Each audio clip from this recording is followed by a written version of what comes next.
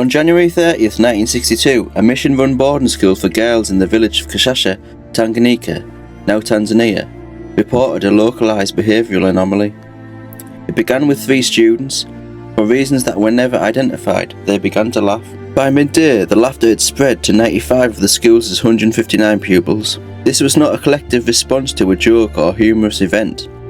The students were described as being in a state of respiratory distress, unable to follow lessons, and appearing to be in physical pain while laughing.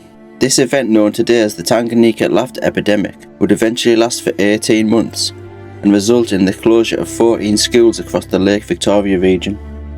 To understand why this was classified as an epidemic rather than a prank, we must look at the clinical data recorded by physicians at the time. The symptoms were not limited to vocalization.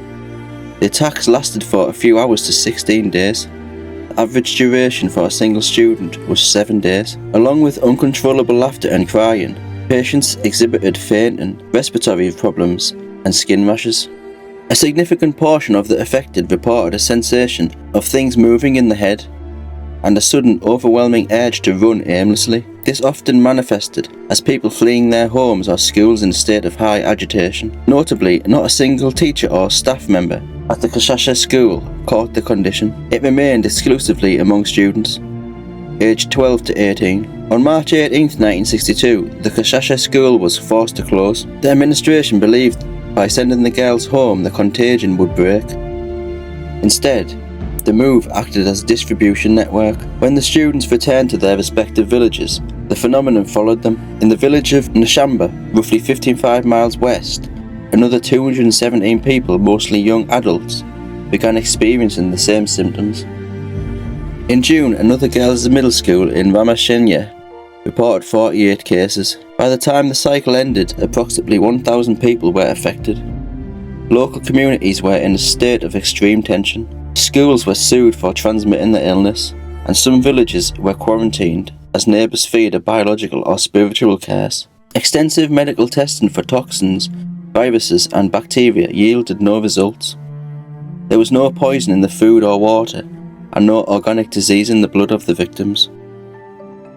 Today, researchers like Christian Hempelman of Texas and A&M University classify the event as a mass psychogenic illness, MPI, also known as a mass hysteria. To understand why it happened at this specific time and place, we have to look at the environment. Tanganyika had gained independence from British rule only 1 month prior.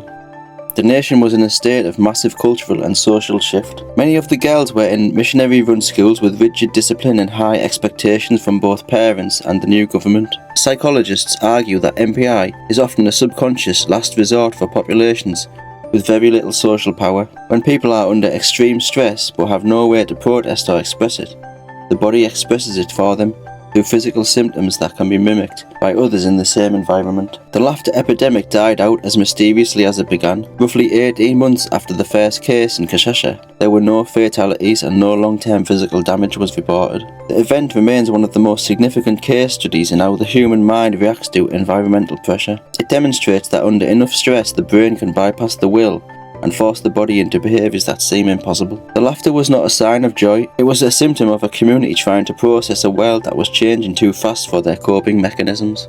Mass psychogenic illnesses still occur today in factories and schools worldwide, though rarely on this scale. What do you think is the modern equivalent of the Lake Victoria laughter? Is it found in internet trends, or do we still experience physical outbreaks of collective stress?